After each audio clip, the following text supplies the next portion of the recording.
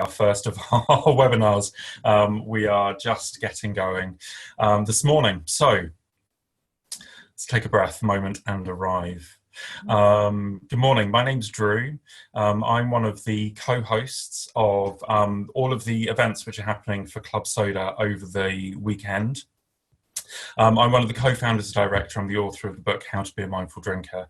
And I'm really excited this morning to welcome Nat from As We Live and Breathe. Good morning, Nat. How are you doing? Great, thanks. Morning, Drew. Oh, Nat, I can't hear you. I wonder if that's...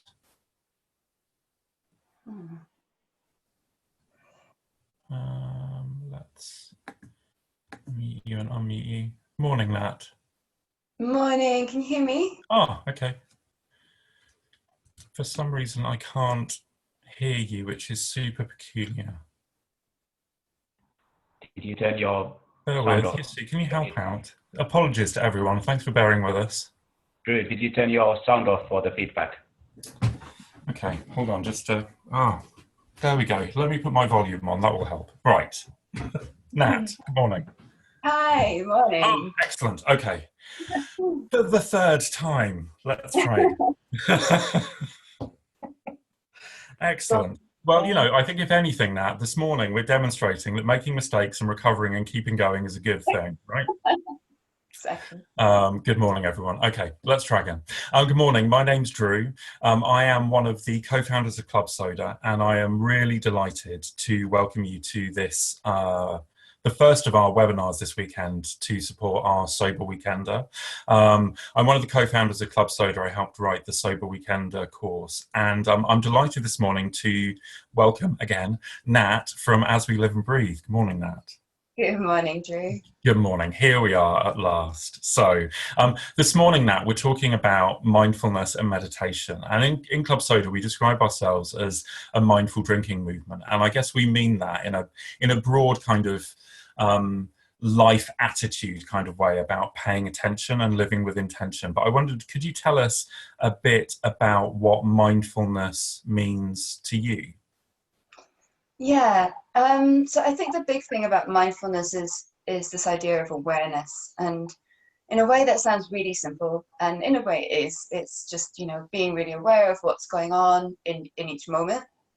But the more you kind of get into it, and the sort of deeper you go with it, the more you realize that there's a lot to be aware of, and that about 50% of the time our mind is wandering off somewhere else. We're not present. So it's really starting to connect much more with life, with our experience, and with ourselves as well. Like becoming more aware of ourselves. You know, what motivates us, what inspires us, what hurts us as well, so that we can really start to like process a lot of things about our emotions and who we are. So that's yeah, and I guess as well. So one of the things about alcohol, particularly if you're drinking regularly, drinking every day, is that alcohol, one of the effects that it has on us, it's one of the reasons that people enjoy it, is that it helps to diminish our attention. It can take our attention away from, you know, as you say, those thoughts and sometimes those uncomfortable feelings that we have. So I guess if people are entering this weekend, maybe having this weekend alcohol free, people might start to be paying attention to some of the more uncomfortable thoughts and feelings which are going on for them at the moment. Is that going to be a factor for people this weekend, do you think? Yeah, and this can actually be a little bit of a rocky part, because if you don't have a meditation practice and you're starting to sort of become more aware of what's going on, not numbing yourself out, it can be tricky at first. The beautiful thing about it is that, you know, if you're starting to tune in to what's going on with you and your life, it means, yes, you're not numbing out the pain, but you're also not numbing out the joy as well. So you're opening up to a much kind of richer life, basically, and experience of your life. But yeah, these practices are there to help us over time, slowly become more and more open to the full spectrum of our experience. So that we can kind of hold that much more and just like have much more richness in our lives. That's brilliant. That's brilliant. So now we're here not just to chat, which is lovely. And if people have got questions, do post them in the chat.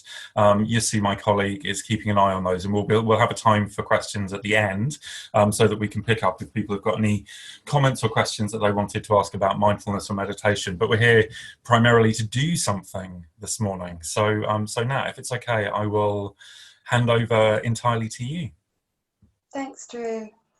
Okay, guys, so I'll just invite you to settle into a seat that's going to be comfortable for the next, it's going to be a 20-minute guided meditation. And so I'm sitting on a cushion right now to elevate my hips, but that's, not everyone necessarily has a meditation cushion or wants to sit in that way. So feel free to just find a comfy chair. If you're sitting in a chair, maybe just supporting your back a little bit. Anything that's going to help you feel at ease, but also not like too slumped back and that you're just going to fall asleep. It's still quite early for a weekend. Yeah, we want to feel relaxed yet alert.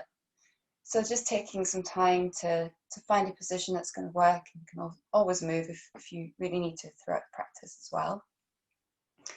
And yeah, just to kind of say that I think especially if you're quite new to meditation, there can be a bit of it can be quite off-putting, because we have this idea often that when you meditate, you have to stop your thoughts or control your thoughts, and we can put a lot of pressure on ourselves that really isn't necessary. So I'll just invite you to enjoy it as much as you can, follow along with me where you can, and just know that if like your thoughts are drifting off, there's a lot going on in your mind, or if you're finding that it's like quite sort of tiring and you get a bit sort of drowsy and sleepy, that those are kind of quite normal kind of aspects of a mindfulness meditation practice. And it's just something to observe and to kind of be sort of kind and compassionate with yourself around, and just to kind of go with it and follow along with me as best you can. I'll be bringing this bowl at the beginning and at the end so that you'll know when we're starting and finishing. And invite you now either just to close your eyes or just to look down softly if you prefer, just at nothing in particular out in front.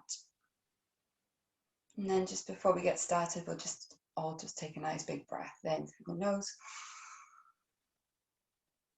and a big sigh out the mouth. And once more, a big breath in and a sigh out.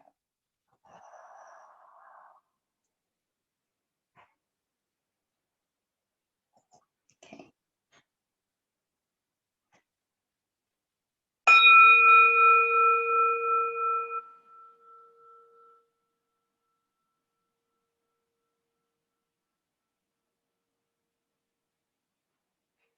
So just as we begin, taking a moment to just recognize yourself sitting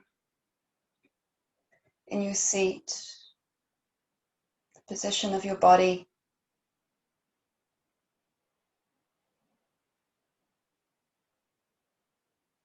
the contact points of your hips to your seat, your feet perhaps to the ground.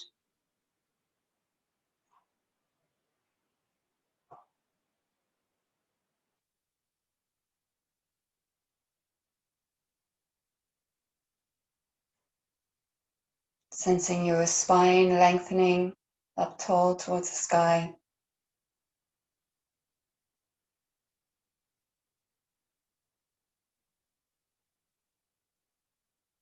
Just seeing if there's any extra tension in your body that you might just be able to let go of.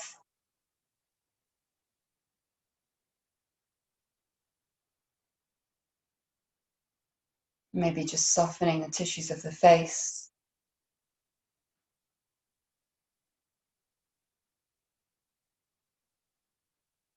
Allowing your eyes to rest in their sockets.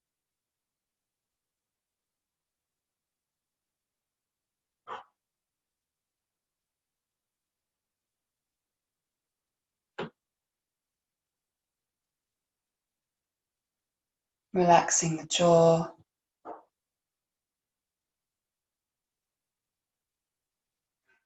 and gently parting the lips.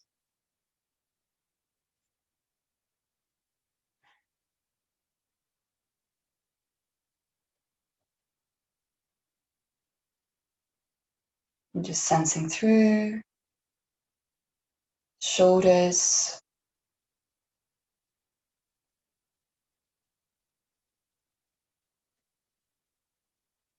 and just allowing them to ever so slightly sigh relief and release.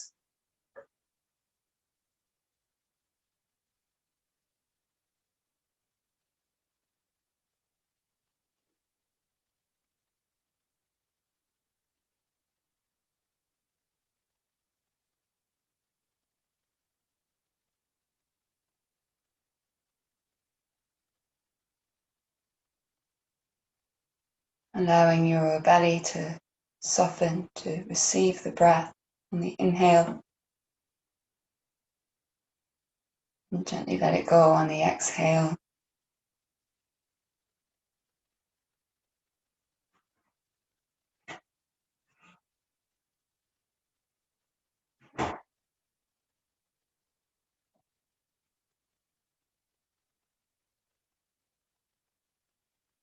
So that the whole body feels at ease as much as possible.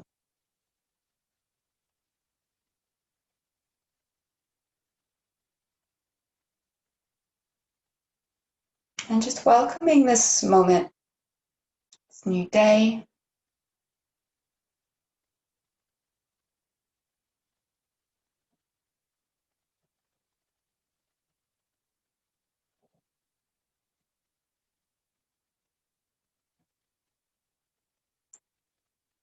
Becoming aware of all the sounds and sensations of your space, your room.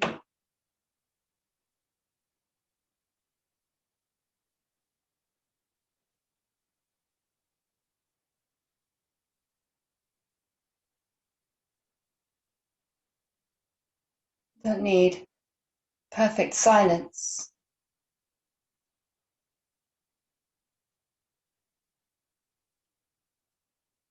Just a curiosity around what we can experience in this moment.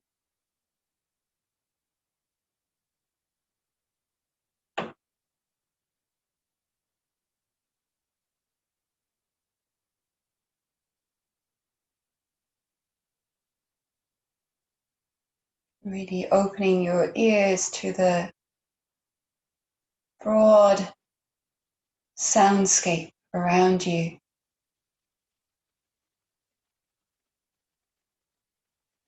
Whether it's filled mostly with quietness and silence,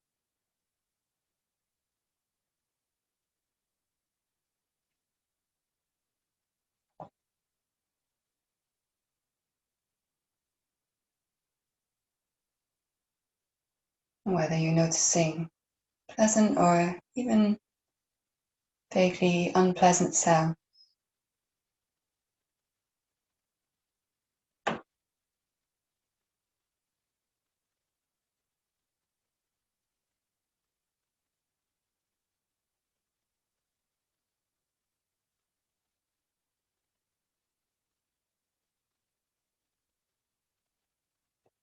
Allowing your ears to almost be like microphones, picking up sound, whatever it happens to be.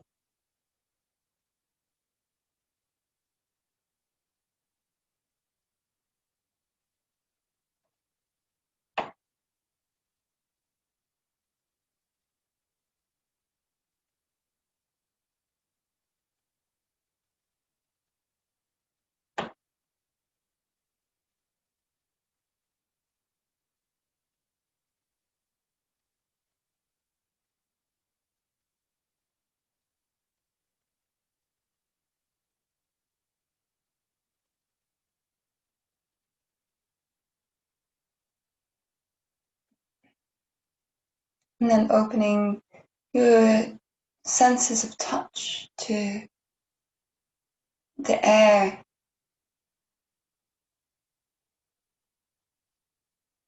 sensing temperature,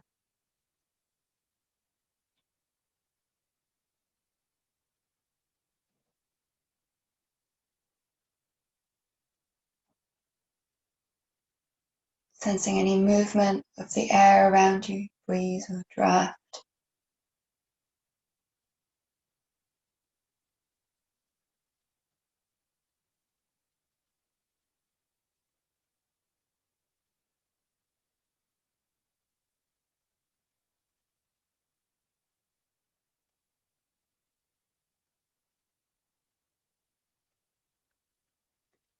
Sensing the feel of the fabrics of your clothes against your skin.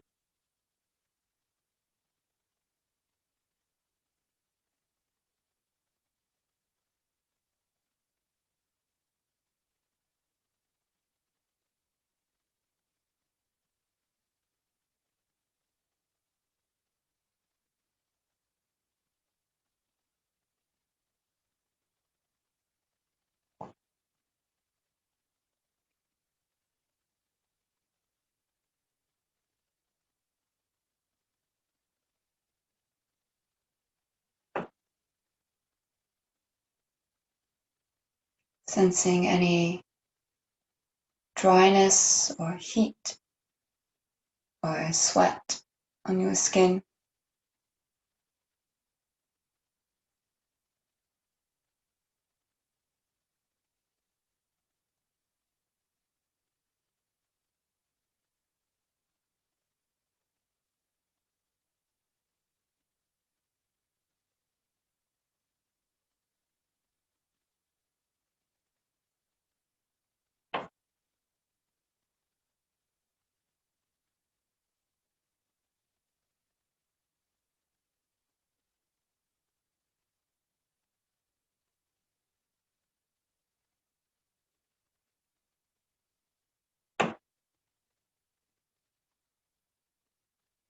And noticing the contact points of your body to the seat and floor.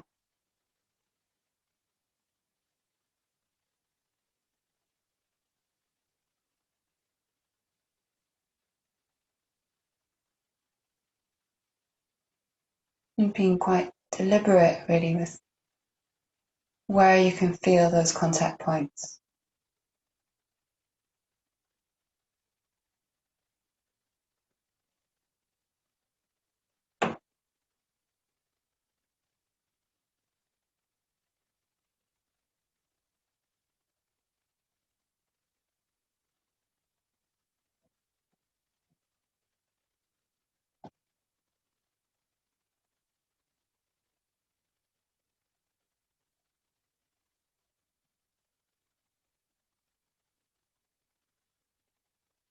And then even if your eyes are closed, noticing vision, colors or patterns, darkness behind the eyelids.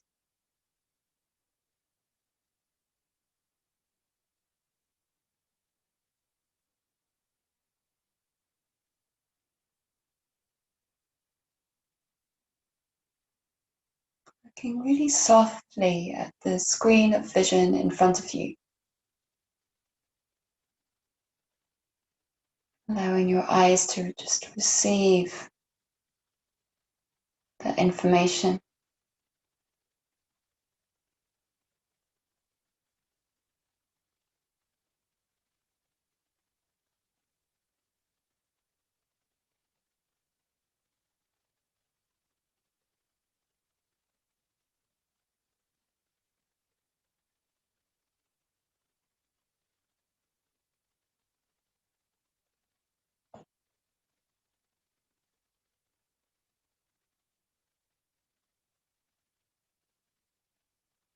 And if you can detect any scent,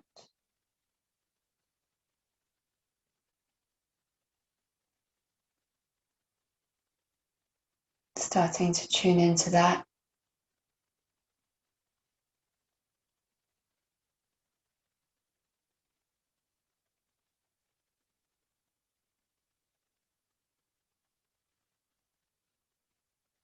Any lingering tastes.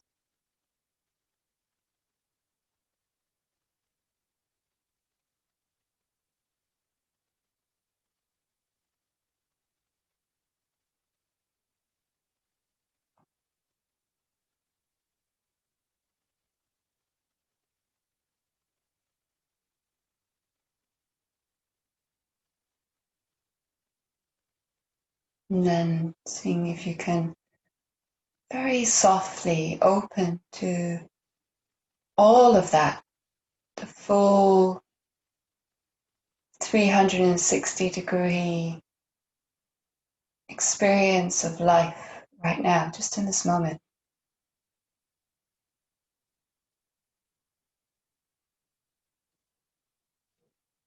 It's kind of like if you try too hard, you lose it.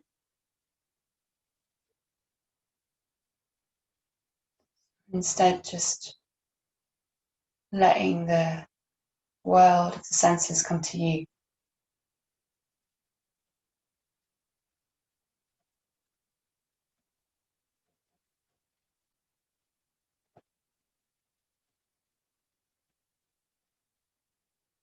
And just noticing also the quality of attention that you're bringing and the sort of attitude.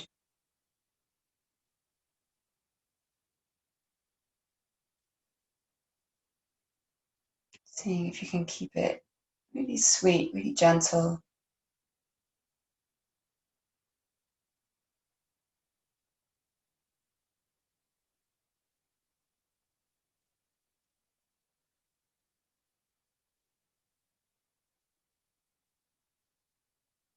This kindness to ourselves around our practice, around our being.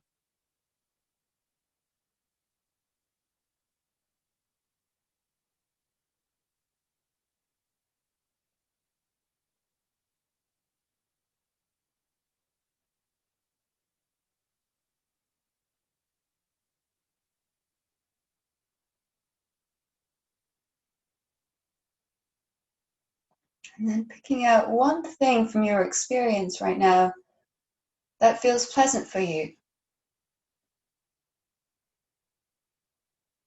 or at least not unpleasant.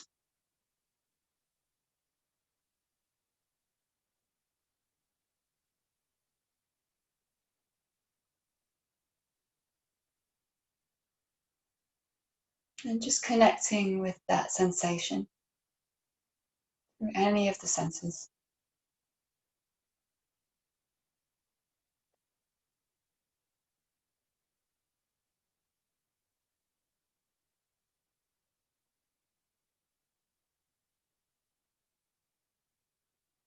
Noticing what it feels like in your body.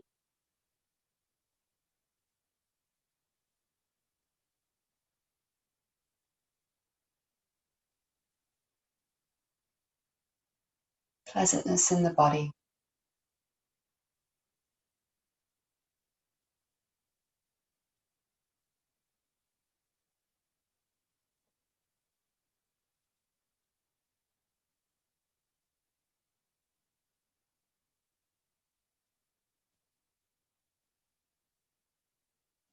Perhaps if you spend a bit more time with that sensation, your appreciation, kind of gratitude can start to deepen.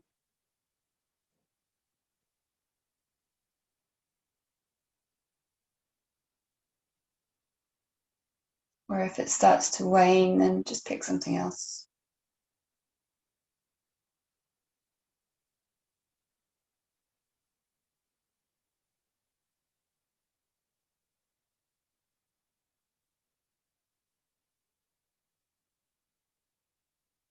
Seeing if you can let that connection with that pleasant sensation amplify in your body.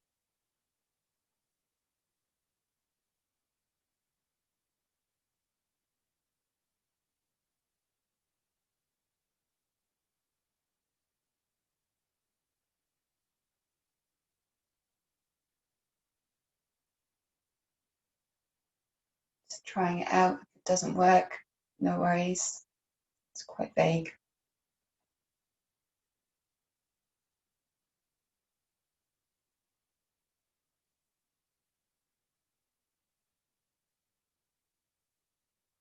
And then just taking a moment to thank yourself for taking this time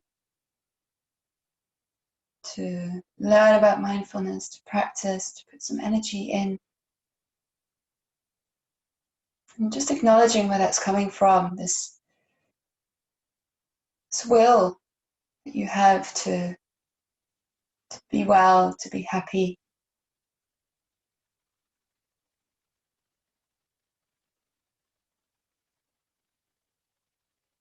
And your ability to support yourself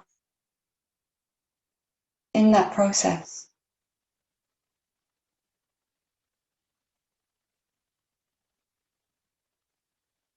Just thanking yourself for that.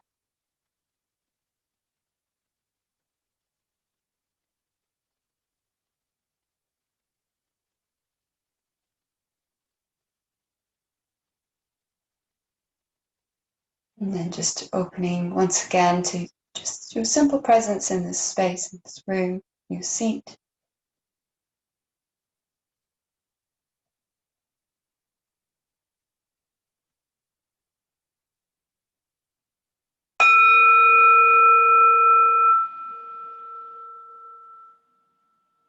As you gradually begin to open your eyes, just let vision come in through your eyes in a similar way. So we're just letting it be received by the mind, kind of softly, quite passively.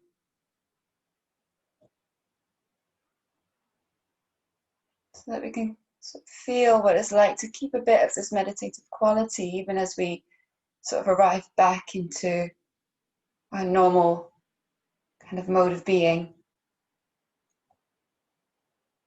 And then just gently, maybe stretch it out or circle some shoulders and just reconnect with your body a bit. Thank you.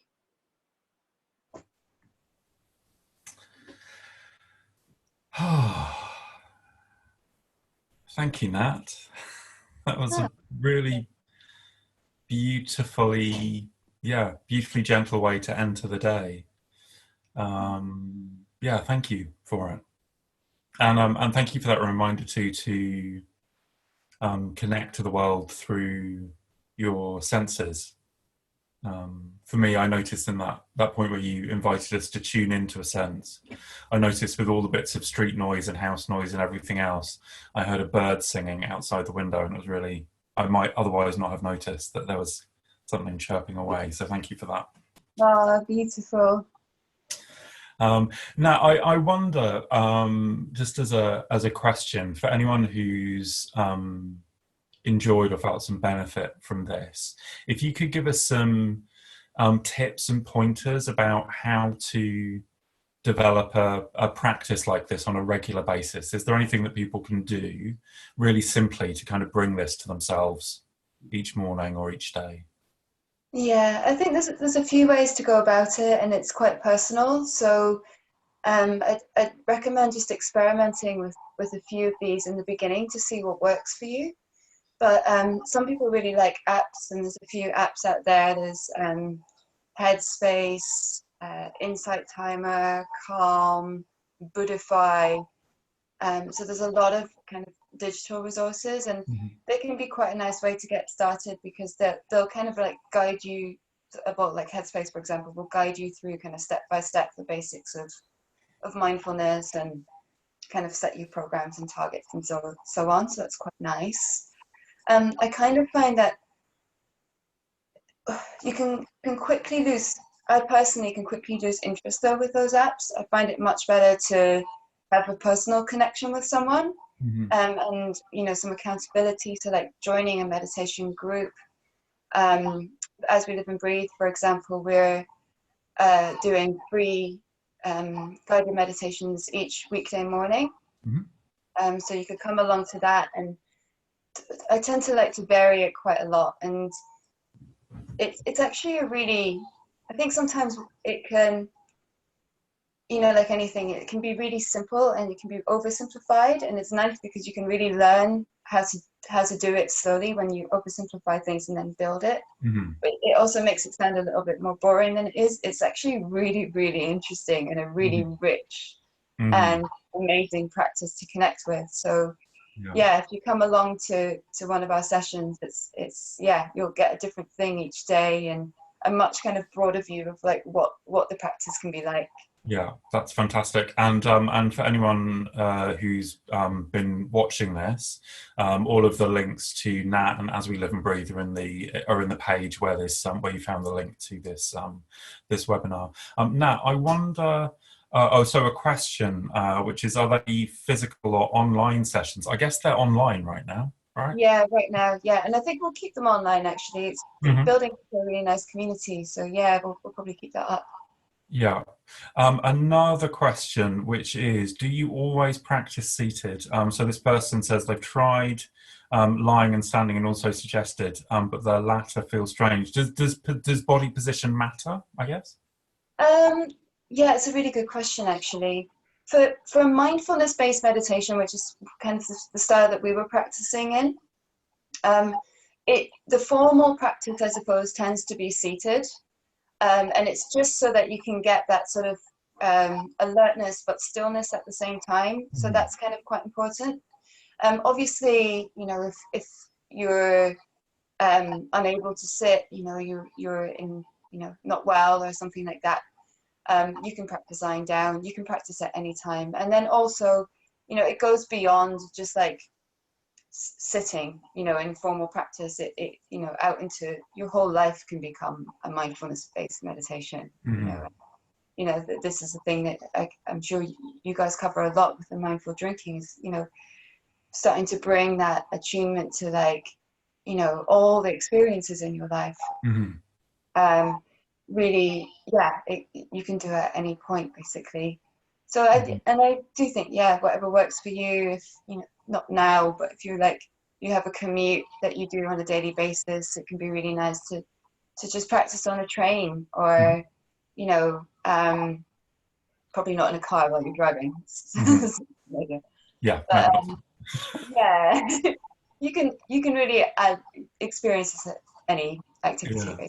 Yeah. Although actually, you know, talking about that kind of mindfulness and paying attention, one of the things that I notice, particularly in lockdown, as we're encouraged to be physically distant from each other in public space, is how many people evidently wander around really not paying attention at all to their surroundings. And actually, there are good life skills, you know, to keep you well right now, aren't there? And kind of tuning into your senses through your day so that you can understand what's going on around you. Yeah, and you'll find, you know, your relationships get a lot better as well. Mm-hmm. You become a little bit more self-aware. Everyone Yeah. appreciates. Yeah. Another question for you, Nat, which is around about moving from a guided meditation to just a practice that you do by yourself. And how people might, I guess, how people might begin that, you know, just that business of sitting still and not being guided. Is there any kind of way into that practice that you can suggest for people? Yeah, I mean, I think it's just, it can feel a bit daunting, but it's a very, very simple thing, you know. So basically, the way it's nice to start is to pick one object of your attention. So that could be anything that you relate to. It could be listening to sounds. It could be repeating a phrase. It could be just looking softly at, like, the flame of a candle, or an image that inspires you, or something like that. Mm-hmm. Um, and just staying with it. And you might start just with a few minutes, you know, and then just build it up gradually to 5 minutes, 10 minutes, 20 minutes, 30 minutes. And, you know, just again, it's just that sort of sticking with one particular object of attention and noticing when your mind drifts away from it, you know, just bringing it back to that over and over again. This is a quite repetitive practice. It's like, if you've ever, you know, like any skill, basically, you've got to just kind of have that element of repetition, Mm-hmm. and it improves. And I think just to remember that the kindness and the curiosity are the two key things to bring to that practice. So the Mm-hmm. repetition, staying really kind and kind of loving around the practice, Mm-hmm. and yeah, and being curious enough to make it more interesting, and it's going to help with the concentration as well. You know, like Mm-hmm. an artist might look at a painting very differently to like me, for Mm-hmm. example, you know, and be really interested in a lot of the details of the colors or the textures and all of that, and see a whole lot more. And we can really train in that, and yeah, just become this kind of like let life become this experience of art or beauty that Mm-hmm. it can be. Yeah, brilliant. So somebody's just asked actually what I think is probably a couple of different questions. So a practical one first, and then I guess a bit of a philosophical one. So the practical one is about closing your eyes and around mindfulness when you're walking or cycling, and I guess is that kind of more broadly kind of a movement meditation, or could be, and kind of if you've got any tips around that. And then the more philosophical question is about the difference between mindfulness meditation and transcendental meditation. That's a big question, I realize, but yeah, that business of is closing your eyes important, and could you meditate on the move? Let's do that one first. Yeah, yeah, you definitely can. So yeah, that's what I'm saying about this difference between like a formal seated mindfulness practice like we were doing, and like mindfulness out in daily life. Mm-hmm. And they're just kind of like you can train with like these seated practices. It's like a sort of training ground basically. Mm-hmm. Got less distractions. Closing your eyes. You don't even have to close your eyes when you're sitting, but it's just that vision is such a dominant sense for us that it tends to kind of like become a bit of a sort of distraction in a way. Mm-hmm. So closing your eyes can just like help you to tune into other things more easily. But then when you go out into life, obviously you're going to want your eyes open. Um, but you can still then probably have built up this kind of skill for, you know, being more attuned to sounds, being more Mm-hmm. attuned to like your breath, how your body feels when you move, you Mm-hmm. know, how you feel when you're having a conversation with someone. You know, all of that starts to become much more like apparent in your attention. So yeah, it's kind of like you can do both basically. Yeah, I think somebody pointed out, don't close your eyes while you're cycling. That's generally a yeah, bad thing. yeah. Yeah. And the Again, one about sorry, transcendental. that broader philosophical question about the difference between mindful meditation and TM. Sorry, that may be a huge issue to dive into, but Yeah, it's really, you know, meditation is a bit like a word like exercise. You know, there's like all these different styles of exercise. You've got tennis, you've got skiing, you've got the gym, you know, and they're all very different. They have a different kind of feel and qualities, but they're all kind of like good for you, really, mm-hmm. unless you sort of like overdo it or go crazy. But um, yeah, and meditation is the same. So you've got mindfulness, you've got transcendental meditation, you have all kinds of different practices. Mindfulness is about um, what's here right now, Mm-hmm. in a nutshell. It's like Mm-hmm. what am I? What's here in within me? My mood, my emotions, my body. You know, what's here in the real world. So it's really like about embracing reality, Mm-hmm. um, and learning to deepen our understanding of what reality is. Mm-hmm. Um, Transcendental meditation, but sort of the name, as the name suggests, it's about kind of transcending Mm-hmm. reality. So it's kind of like going more into, um, you know, into kind of like spiritual states.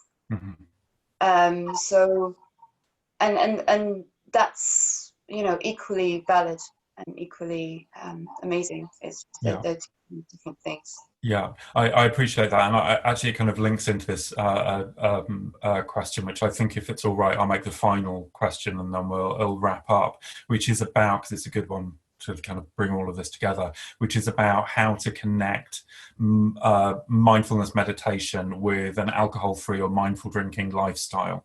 And I guess what you just said about the focus of mindfulness and mindful meditation being here now, and about paying attention, that's a useful thing, isn't it? If you're embarking on any kind of life change, or if you are, or if you're sustaining a way of being in the world, which requires you to pay attention, then developing a mindfulness practice it's about resourcing and skilling yourself, isn't it, to be able to do that well. Is that, yeah? Yeah. So yeah, there's kind of four main ways I'd say mindfulness really helps to support you. One is, like I was saying at the beginning, it helps you to stop numbing out, to be with like the broad range of your experience much more easily, the pain, the joy, ups, the downs. You can really handle all of that a lot better. Two, it interrupts your reactivity. So if you're like, you have triggers around, like, you're in a pub and you're with your friends, and you don't want to be drinking, but that's exactly the sort of environment where you're like, I'm just going to have one. It really helps you to become less reactive to those impulses, which is really a game changer, like really liberating in so many different ways. It helps you cultivate your self-compassion, which again just helps to avoid those triggers and really helps to support and nourish you to live a good life that helps you be happy. And then the other thing is it trains you to overcome a thing called the negativity bias, which is like an evolutionary mechanism we have to tune into things that are bad in the world around us, because it helps to keep us alive if we're being attacked or in danger in some way. But it also like helps us, it makes us over time a little bit have a skewed perception of reality. So mindfulness helps us to see things in much more balance and to bring in the good things and the joy as well as the bad. Yeah, and so just a little follow-up question about reactivity, in terms of, I guess, dealing with big emotions like anger and frustration and fear and sadness. I guess, does it bring some kind of balance to dealing with those things as well? Yeah, first of all, it teaches you to be able to recognize them and actually to be able to hold them. Like, so often we tend to try and suppress them, and we're kind of scared of those emotions. So it builds our trust in ourselves to be able to see them, to have them, and also not to necessarily react to them, like do anything with them, just to kind of be like, anger's there, and then kind of support ourselves through that process in a much more helpful way. Nat, brilliant. This has been fantastic. Thank you so much for the guided meditation, and also for the chat. Obviously, we've recorded this so that if you've been watching this live, you can come back. So actually, if you want to go through exactly that meditation again, you can. But Nat, you mentioned that you're doing things online right now. If people want to track you down beyond the Sober Weekender, what's the best way of them doing that? Yeah, the website's asweliveandbreathe.co, just .co, not .com or anything like that. So you can just check it out there, and we've got Zoom sessions. In the mornings we've got all kinds of like different wellbeing practices and events and workshops and stuff. So yeah, check it out. Including a Sunday brunch. Yes, which Drew's going to be on. Yeah, super In a excited couple about. of weeks. Yeah, really excited about that. Yeah, brilliant. Well, thank you so much. And thank you to everyone who's been participating. Apologies for the slightly rocky start at the beginning. We will undoubtedly edit that out when we upload the video, and this little apology will make no sense at all. So, but Nat, thank you so much. Have a wonderful day. Thank you for kicking off our Saturday in such an amazing way.